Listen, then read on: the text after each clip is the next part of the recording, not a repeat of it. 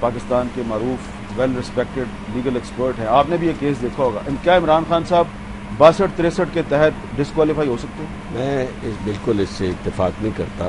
اس کی وجہ یہ ہے کہ یہ جو کیس میں نے دیکھا ہے, ایک تو یہ کہ آرٹیکل 184(3) کی ریگرز اور اس کی ریکوائرمنٹ جو ہیں وہ آپ وکیل نہ ہوتے بھی بہت واقف ہیں, اور کیونکہ آپ کے مقدمات بھی بہت سارے سنے گئے ہیں اور آپ کو پتا ہے کہ آرٹیکل 184 اور سب آرٹیکل 3 اور آرٹیکل 199 رومن 2 کے ماتحت یہ کیس لانے کی کوشش کی جا رہی ہے.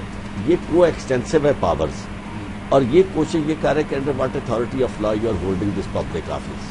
یہ بیسیکلی کیس بنانے کی کوشش کی جا رہی ہے جسے کو وارنٹوں کہتے ہیں. میں عرض کروں گا کہ کو وارنٹوں کا یہ کیس بنتا نہیں ہے, اور اس میں وہ ساری ریکوائرمنٹس جو ہونی چاہیے پوری وہ نہیں ہوتی. لیکن اب تو اس کی سماعت ہو رہی ہے. میں آپ کو ایک عرض کروں, سماعت ہونا ظاہر ہے کہ سماعت تو میں سمجھتا ہوں کہ اس میں کنسیڈریشنز بعض اوقات ایسے بھی ہوتے ہیں کہ چونکہ ایک طرف اگر کیس چل رہا ہے وہ صاحب کا, تو دوسری طرف اگر پیٹیشنر آئے گا تو اسے بھی سنا جائے گا, کیونکہ اس کو بھی بیلنس تو کرنا ہوتا ہے. اگر آپ یہ دیکھیں اس کو جو جواب آیا ان کا کنسائز اسٹیٹمنٹ, میں نے وہ دیکھی ہے. کنسائز اسٹیٹمنٹ میں اب جو انہوں نے ایڈیشنلی داخل کیا امینڈڈ, اس میں انہوں نے ایک ایک چیز کو ثابت کرنے کی کوشش کی ہے. اور دوسری امپورٹنٹ بات جو ہے وہ یہ ہے کہ یہ جو کیس جس کے ساتھ یہ اسے موازنہ کرنے کی کوشش کر رہے ہیں وہ کیس ہے کہ پاکستان سے باہر سرمایہ پاکستان کا گیا ہے, اور ایک شخص جو یا ایک خاندان جو پبلک آفس ہولڈ کرتا تھا, انہوں نے اپنے پبلک آفس کو مس یوز کر کے وہاں سے سرمایہ وہ لے کر باہر گئے ہیں. باہر انہوں نے پراپرٹیز خریدی ہیں اور وہ پراپرٹیز انہوں نے ڈسکلوز نہیں کی. تو ان کا کیس اور عمران خان کا کیس زمین آسمان کا فرق ہے.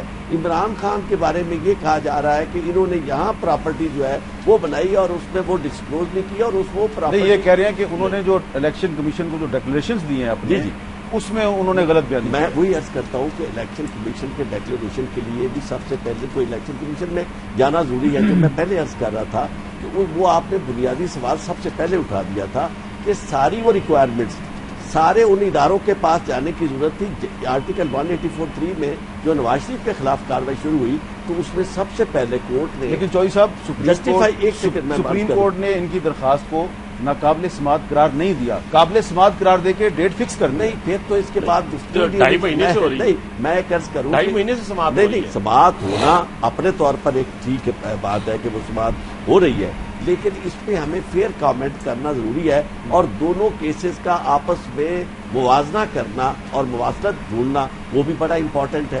میرے خیال میں یہ دونوں کیسز مختلف ہیں, اس لیے کہ اس کیس میں وینڈکٹیونیس بہت زیادہ موجود ہے.